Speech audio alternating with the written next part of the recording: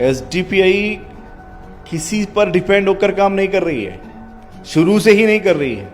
ये इनकी बहानेबाजियां हैं कि किसी ना किसी संगठन के नाम पर इनको जो है उलझाया जाए या उनके नाम पर इनको जो है परेशान किया जाए। ये सरासर उनका निकम्मापन है। Social democratic party of India day 1 से इलेक्शन कमीशन ने जब रजिस्टर्ड की है और इलेक्शन कमीशन के अंदर बराबर से पूरी हमारी इलेक्शंस पूरे इंडिया में जो होते हैं उसकी रिपोर्टिंग्स होती है, हमारा ऑडिट सिस्टम है, फिर ये हरकत क्यों की है उन्होंने? ये सब बहानेबाजी है पीएफआई का नाम लेना। दरअसल इनको मालूम है कि social democratic party of India BJP को रोक सकती है। हमें हमारे जेल की फिक्र नहीं है। कल आप मुझे भी जेल में सुन लेंगे इनकी बेईमानी के मुताबिक, तो मेरे लिए रोना पीटने का जरूरत नहीं है। मैंने अपनी फैमिली से भी कह रखा है। क्यों? क्योंकि मैं मेरी अकेली फैमिली के बारे में नहीं सोच रहा हूं। मैं, मेरे देश मेरी फैमिली है, ये कंट्री मेरी फैमिली है।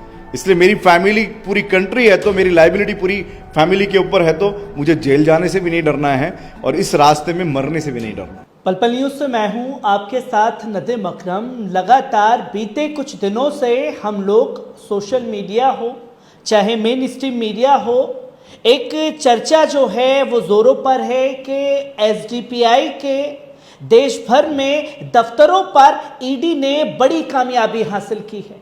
ईडी की बड़ी कार्रवाई हुई है। ईडी की छापेमारी में कई लोगों की धरपकड़ हुई है। और तो और ये भी बताने से गुरेज नहीं किया गया कि साहब देखिए कि एसडीपीआई के प्रेसिडेंट को गिरफ्तार किया गया है। एक बड़ी कामयाबी मिली है।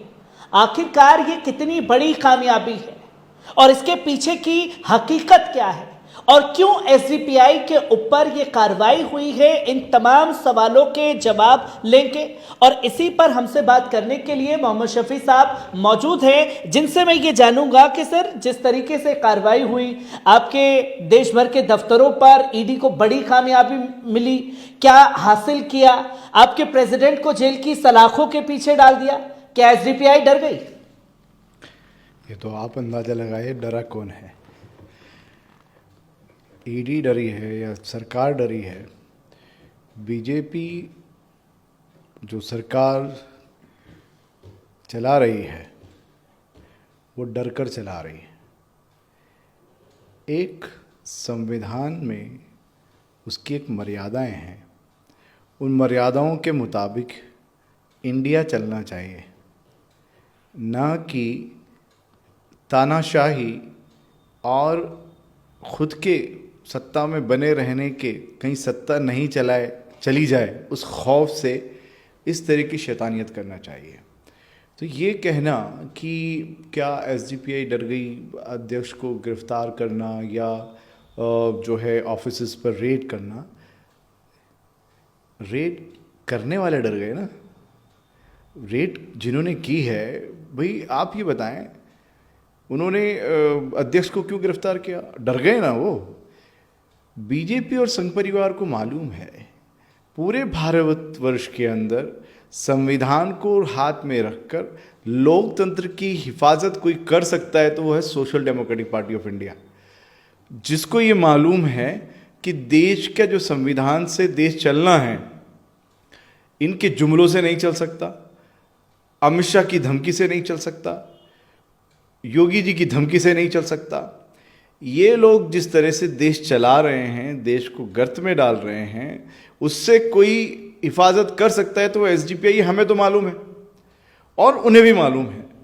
अभी हमारा कहना यह है कि social democratic party of India जिस आवाम के हुकूक के लिए बात कर रही है, आवाम को जो समझाना चाहती है वो समझना चाहिए। दरअसल जो इन्होंने किया है वो हमारी कामयाबी है, नाकामयाबी नहीं है। क्योंकि आप जंग आज़ादी देखेंगे तो जेल में जाने वाले कामयाब थे, जो देश को बचाने के लिए, देश को आज़ाद कराने के लिए अंदर जेलों में भी गए, शहादतें भी दी हैं। वो बड़े बड़े नाम हैं, छोटे नहीं हैं। मैं गिनाने बैठूं तो बहुत सारे नाम हैं, लेकिन मैं अगर पॉइंट पर आता हूं, आज वही आज़ादी की लड़ाई, आज़ादी को बचाने की लड़ाई, संविधान को बचाने की लड़ाई, यहाँ के धर्मनिरपेक्षता सेकुलरिज्म को बचाने की लड़ाई, फासिज्म के खिलाफ उठ खड़े होकर देश को कैसे बचाना है वो social democratic party of India जानती है। और इसी वजह से ये लोगों ने हमारे ऊपर ये कार्रवाई की है। एग्जाम्पल आप देखिए, अभी ये लोग जिस तरह से मुस्लिम्स का वक्फ का जो इशू है, एक प्रॉपर्टी जो मैंने नहीं दी, मेरे फादर ने नहीं दी, मेरे दादा ने दी है, मेरे परदादा ने दी है, और क्या कह के दी है कि ये जो प्रॉपर्टी है ये फ़ी सबीलिल्लाह है, अल्लाह की राह में है, इससे अवाम को, इंसानों को फ़ायदा पहुंचना है, ये लोगों को इससे जो है शिक्षा में हो, उनकी जो भी उनकी सहूलियत दे सकते हैं, वृद्धाश्रम चला सकते हैं, यतीम खाने चला सकते हैं, उन लोगों की प्रॉपर्टी है, ये उन लोगों को देना है, राइट। मेरे दादा ने दी है साहब, मैं नहीं ले सकता उस प्रॉपर्टी को जो मेरे दादा ने वक्फ कर दी। उस प्रॉपर्टी पर मेरे फादर हो, मैं हूं, या मेरे आने वाली नस्लें हों, उस पर क्या नहीं कर सकते, क्लेम नहीं कर सकते, ठीक। क्यों? क्योंकि अल्लाह की प्रॉपर्टी है।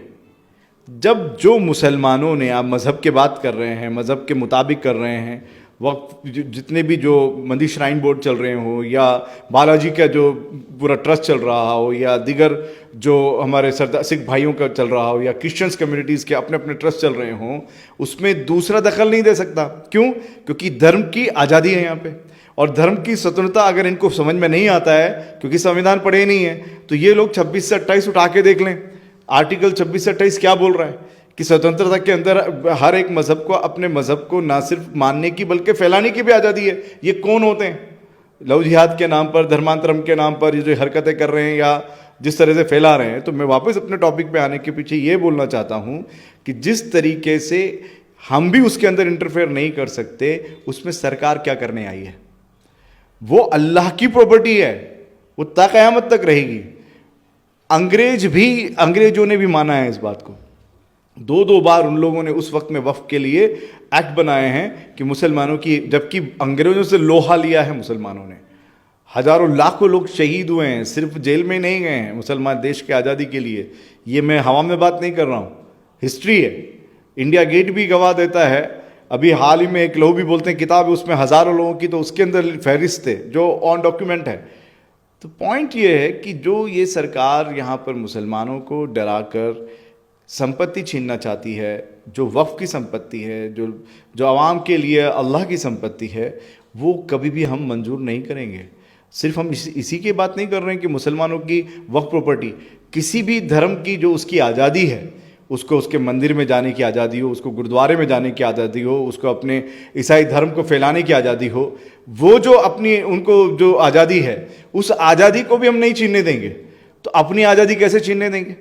जो मुसलमान की हैसियत में जो मेरी जिम्मेदारी है, उसको लेकर जो हमने पूरी कैंपेन चलाई है, उससे डर गई मोदी सरकार। उन्हें मालूम है कि हमें ये लोग जानते हैं, हमारी शैतानियत को जानते हैं, हमारे जितने भी जो कर्मकांड हैं जो इन्होंने फैलाए हुए हैं देश को बर्बाद करने के, क्योंकि हम जानते हैं कि ये लोग लोगों के लिए काम करने वाले नहीं हैं। तो इसी के साथ साथ ये बोलना चाहता हूँ कि मेरे जितने भी भारतीय हैं, मेरे जो इंडियंस हैं, मैं उन तमाम इंडियंस से कहना चाहता हूँ, ये जो आप सोच रहे हो कि ये कभी भी जो भी इश्यूज़ लाते हैं, ये तमाम एंटी मुस्लिम्स पॉलिसी नहीं है, ये तमाम एंटी पीपल्स पॉलिसीज़ हैं। वर्शिप एक्ट 1991, 15 अगस्त 1947 से पहले जितनी भी ऑर्नामेंट, जितनी भी यहाँ पर विरासतें बनी हुई है, उस पर छेड़छाड़ नहीं की जाएगी। आप देख लीजिए, संभल का इशू लेकर आ गए हैं प्रयागराज, और ये मथुरा काशी के नाम पर जो हंगामे कर रखे हैं, बनारस की जो मस्जिद पर इन्होंने हरकत कर रखी है, संभल में किस तरह से खेल खेल रहे हैं। क्यों? ये आपसे मेरा सवाल है। इसी तरीके से जो ये लव जिहाद के नाम पर, ट्रिपल तलाक के नाम पर, आपको इससे क्या फ़र्क पड़ रहा है? जब बेरोजगारी हो रही है, महंगाई हो रही है, हम सब के लिए हो रही है, मुसलमानों के लिए नहीं हो रही है। वो आप लोगों को जो मुख्य आप लोगों के बुनियादी हुकूक हैं, उससे वो लोग हटाकर नफरत की सियासत चाहते हैं कि यहाँ देश में आपस में मरें, लड़ें। कितने लोग मार रहे हैं, कट रहे हैं, अब देखिए। क्योंकि इसी के साथ मैं ये जानना चाहूँगा, क्योंकि जैसे कि आपने वक्फ बोर्ड का जिक्र किया और हमने देखा कि पूरे देश भर के लगभग 18 से 19 राज्यों में आपने वक्फ बोर्ड को लेकर के एक एहतजाज किया, उसके तुरंत बाद ये कार्रवाई हुई। क्या ये एक साजिश के तहत किया गया है? क्योंकि यही हुकूमत और यही नेता लोग जो हुकूमत में बैठे हुए कहते हैं कि साहब एसडीपीआई तो बहुत छोटी पार्टी है, एक एमपी, एक एमएलए तक तो आज तक दे नहीं पाई कहीं पर, तो फिर जब इतनी छोटी पार्टी है तो क्यों टारगेट किया जा रहा है फिर? आपने जो सवाल किया वही जवाब भी है मैं, क्योंकि सबको मालूम है हम लोग जल्दबाजी में उजलत में काम नहीं कर रहे हैं। हम लालच की सियासत नहीं कर रहे हैं कि मान लीजिए मुझे एक एमपी बनना है, मेरे को सब जाए भाड़ में, मुझे एमपी की तैयारी करनी है। हम वैसा काम नहीं कर रहे हैं। हमारी एक कलेक्टिव लीडरशिप है, एक कलेक्टिव वर्क है हमारा, जो देश में संगठनात्मक पॉलिटिकल मूवमेंट है। और ऐसा एक संगठनात्मक पॉलिटिकल मूवमेंट है जो देश की भलाई चाहता है। जब देश की बात करता हूँ मैं तो सिर्फ मुस्लिम्स की बात नहीं करता हूँ। देश की जब बात करता हूँ तो तमाम इंसानों की बात करता हूँ, वो कोई भी मज़ाहिब से हो, कोई भी जाति से हो। तमाम के जो हुकूक दिए हुए हैं संविधान ने, उनको दिलाने की बात करते हैं। उसमें जो ख़ास तौर पर हम मुसलमानों की बात करते हैं वो भी हमारी जिम्मेदारी है। हम हमेशा कहते हैं कि जब 4 सड़कें बनी हुई हैं, उसमें 3 सड़कें अच्छी हैं और 1 सड़क ख़राब है, तो कोई भी अक्लमंद जो ख़राब सड़क है उसको बनाने की बात करेगा। तो ये जो मुसलमानों का मुद्दा है, मैं ये कहना चाहता हूँ तमाम जाति धर्म के लोगों से जो भारतीय हैं और तमाम पॉलिटिकल पार्टीज से, ऑर्गेनाइजेशन से, वो जो भी जाति की हों, मैं कोई मिली ऑर्गेनाइजेशंस की बात नहीं कर रहा हूँ, तमाम ऑर्गेनाइजेशंस की बात कर रहा हूँ, वो सब मुसलमानों के साथ खड़ा होना चाहिए। ये देश सेक्युलर मुल्क है। कोई हिंदू राष्ट्र की बात कर रहा है, मुस्लिम राष्ट्र की बात कर रहा है, कोई हिंदू राष्ट्र की बात कर रहा है तो आतंकवादी है वो। कैसे एक अलग राष्ट्र की बात कर सकता है? देश में 2 ही नाम हैं, India it's called Bharat. India it's called Bharat है तो फिर ये हिंदू राष्ट्र की बात करने वाला आतंकवादी हुआ या नहीं हुआ? जंतर मंतर पर जो संविधान की प्रतियां जला रहा है उसको क्या बोलेंगे आप? लेकिन कहाँ है वो लोग जो नाथूराम गोडसे के मंदिर बना रहा है, जिसने सबसे पहला टेररिस्ट अटैक किया, वो उनको क्या बोलेंगे आप? वो लोग बाहर आज़ादी से घूम रहे हैं, वो लोग जेल में जाना चाहिए। जेल में कैसे लोग जा रहे हैं? जो इस देश को बचाने की बात कर रहे हैं। एम.के. फैजी मुसलमानों का सिर्फ नेता नहीं है, एम.के. फैजी पूरे भारत के तमाम सेकुलर का नेता है। कोई माने ना माने, क्योंकि एम.के. फैजी जब या एसडीपीआई काम करती है तो तमाम भारत के लोगों के लिए काम कर रही है, किसी एक जाति के लिए, धर्म के लिए काम नहीं कर रही है। जिस पर भी जुल्म होगा उसके लिए social democratic party of India मजबूती से आवाज उठाएगी। इसी के साथ मैं ये जानना चाहूँगा, क्योंकि जब छापेमारी पूरे देश में की गई तो ये जोड़ा गया कि देखिए पॉपुलर फ्रंट ऑफ इंडिया से ताल्लुकात जुड़े हुए हैं, उससे कुछ साठगांठ है, उससे कुछ बड़ा इंफॉर्मेशन जो है ईडी को हाथ लगाए जो ये छापेमारी की है। ऐसा क्या है ईडी जो हासिल करना चाहती है? दिल को बहलाने के लिए गालिब ये ख्याल अच्छा है।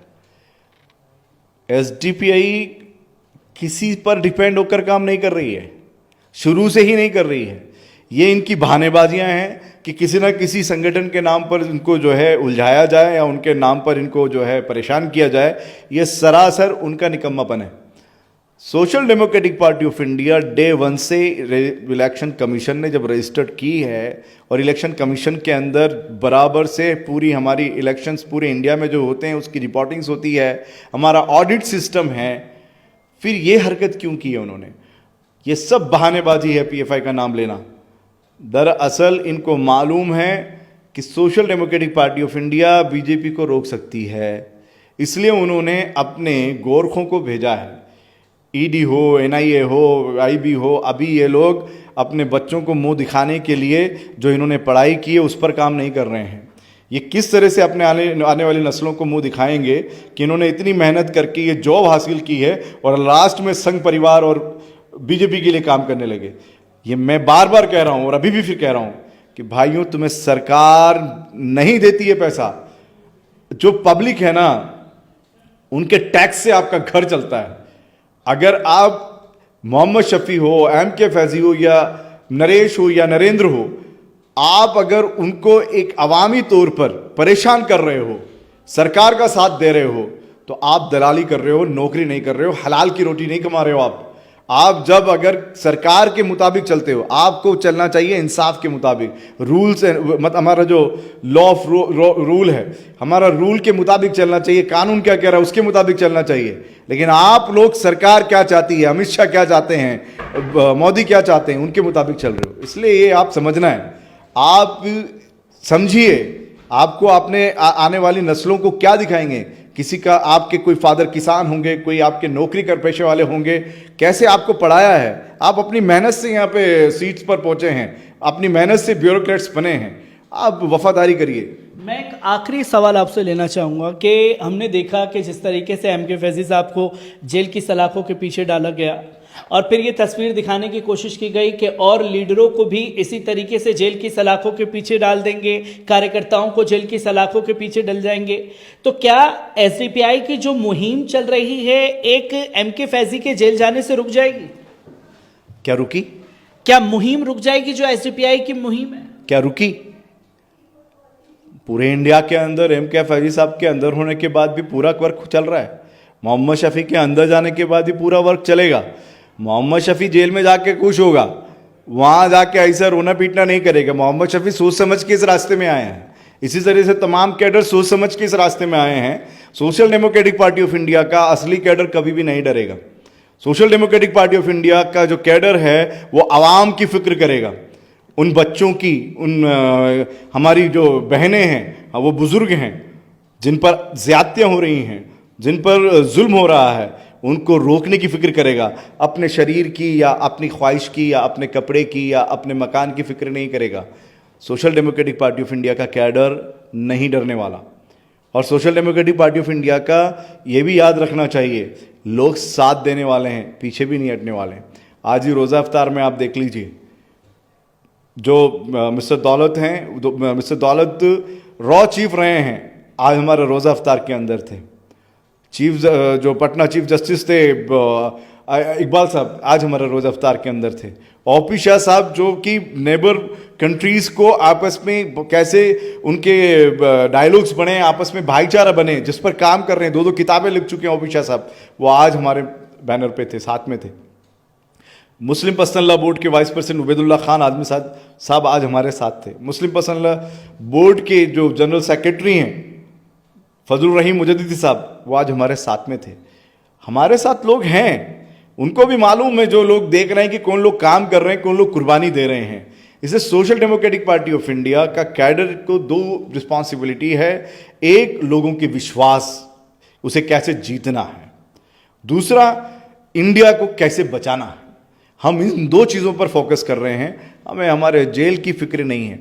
कल आप मुझे भी जेल में सुन लेंगे इनकी बेईमानी के मुताबिक, तो मेरे लिए रोना पीटने का ज़रूरत नहीं है। मैंने अपनी फैमिली से भी कह रखा है। क्यों? क्योंकि मैं मेरी अकेली फैमिली के बारे में नहीं सोच रहा हूँ। मैं, मेरे देश मेरी फैमिली है, ये कंट्री मेरी फैमिली है। इसलिए मेरी फैमिली पूरी कंट्री है, तो मेरी लाइबिलिटी पूरी फैमिली के ऊपर है, तो मुझे जेल जाने से भी नहीं डरना है और इस रास्ते में मरने से भी नहीं डरना।